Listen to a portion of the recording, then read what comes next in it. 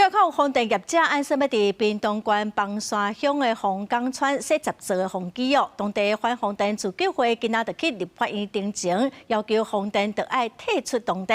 环境部是指出讲，目前环评是个爱报警。屏东县政府嘛强调讲，无支持这个案件，嘛讲之前业者违法施工哦，嘛已经罚款6万块咯。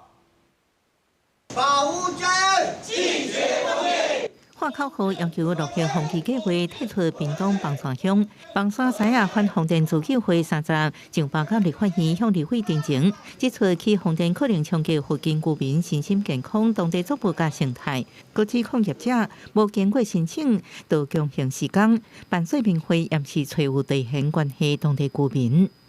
人家已经弄好了啦，你要抗议？我说有吗？然后我就骑摩托去看的时候，哇，人家已经插桩插好了，树林都被他们挖掉了。后来跟我讲说要楼梯给我下啦，也可以说恐吓，也可以说不恐吓啦。你有没有做过你洋葱跟芒果种风电的测试过？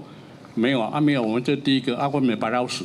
因为bình城公司要伫本港村设10个落叶风机的计划进入环评审查，环境部回应，因为开发单位对作物景观等冲击无详细调查，已经退件，请业者爱保证。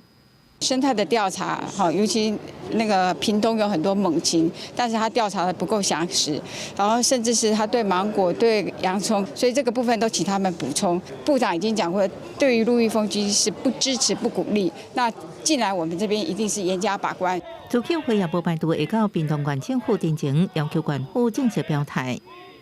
这案子在环境部没过，根本就不会送进县政府。他如果假设真的环评过了，送进县政府的话，生态有疑虑的话，县府也绝对不会同意。县府强调，9月初业者无得到同意之下就动工，虽然讲是进行风力测量研究，不过已经违反区域计划法，依法罚6万，会继续监督业者。业者伫这个进程暂时无回应。记者综合报道。